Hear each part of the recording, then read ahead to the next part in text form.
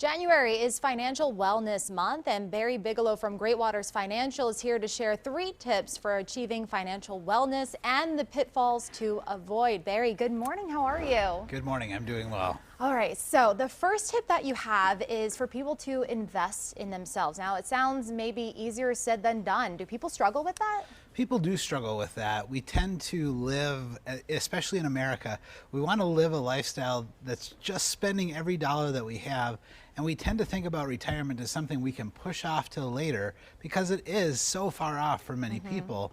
No one wants to think that eking it out in your 20s, 30s, and 40s and not investing in your future means that you're going to be eking it out in your 50s, 60s, and 70s. And so make sure that you're trying to put away 10 to 15% of your take-home pay into either an IRA or a 401k. If you're in a lower tax bracket, trying to put it into a Roth IRA or a Roth 401k is ideal. Yeah, that's good to know. The time does fly by, and before you know it, decades will pass, and then you say to yourself, I should have started that. Why didn't I start it sooner? Absolutely. All right, so the next tip that you have is to set attainable goals.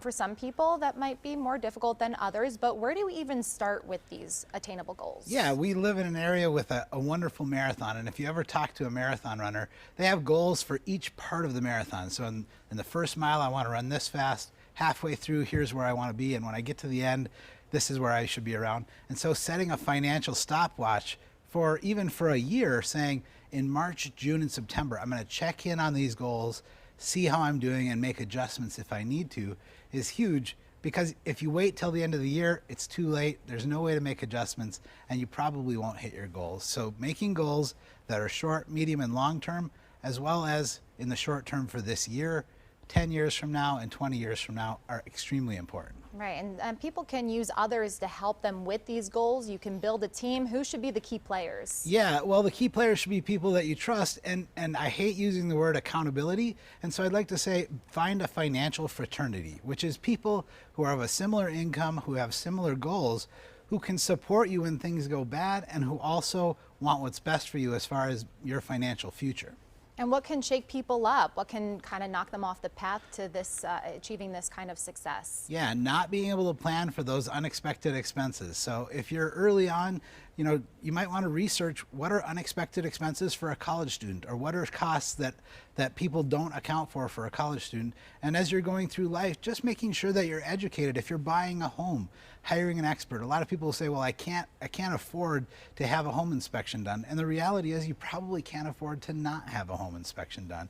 So making sure that you're putting in research and being able to afford things in a way where you're not battling from behind because of an unplanned expense. Yeah, that's so true. You really have to take those things into consideration, all those unexpected things that you have to purchase, even when it comes to, like you mentioned, school and your car too. Like your car might break down. You might need to get a new battery, or all your lights might be going off, and then you have to take it to the dealer to get it figured out, and then you're $2,000 in debt because of it. You have to take those things into consideration. Yeah, and very few people budget for those kinds of expenses, but it's critical, and it puts you behind the 8 ball if you don't. Definitely so. All right, Barry, it was nice chatting with you this morning. Good to be here.